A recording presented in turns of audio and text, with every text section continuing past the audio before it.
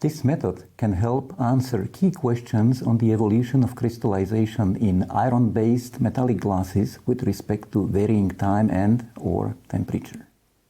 The main advantage of this procedure is the use of two complementary nuclear-based analytical methods that can follow structural and magnetic transformations through hyperfine interactions.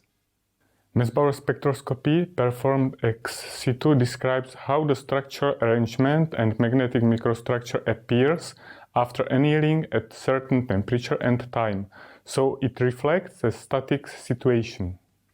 The method of nuclear forward scattering of synchrotron radiation provides data which are recorded in situ during dynamically changing temperature and thus inspects transient states.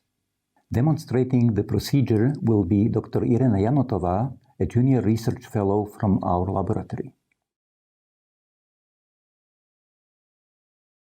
First, cast a previously prepared melt upon the rotating quenching wheel of an apparatus for planar flow casting under ambient conditions.